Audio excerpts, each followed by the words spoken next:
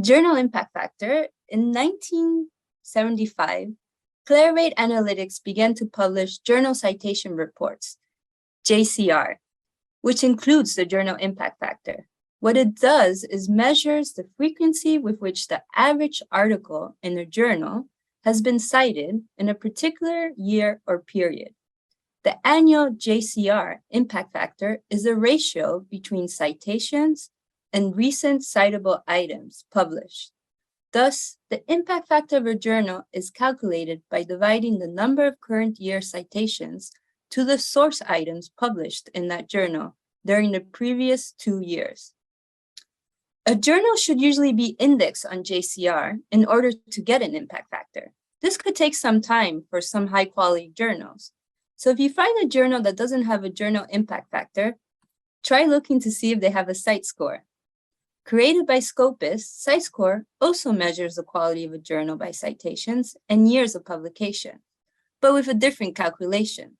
You can find out more about CiteScore in our metrics section. The H-index.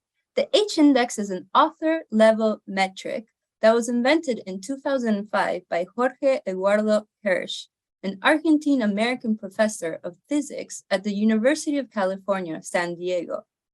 It attempts to measure both the productivity and citation impact of the publications of a scientist or scholar by numbers. It is calculated by the total number of papers published and the number of citations for each paper. There are 2 ways you can calculate H-index, either manually or using a database. If you were to calculate the H-index manually, arrange the author's articles by citation in descending order and compare the number of articles with citations until the number of citations is equal to or greater than the article number. This number represents the author's H-index. For example, if there are 10 published articles, 6 of which have been cited at least 6 times, the H-index will be 6. There are also databases that do the calculation for you. Some of the most popular databases are Scopus, Google Scholar, and Web of Science. After all the hard work in producing quality research, you want to make sure you're being measured accurately. However, it could happen that you may encounter different H-index in the various databases.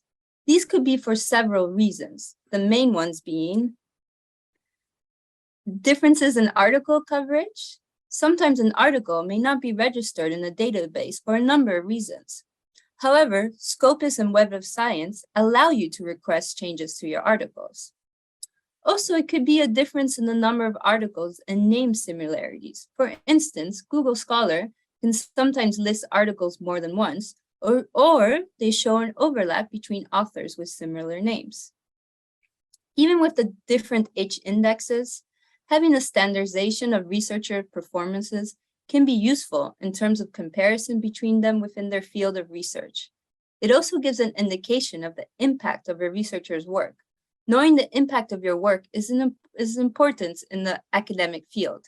With careful analysis and the right amount of reflection, the H-index can give you clues and ideas on how to design and implement future projects. Thank you.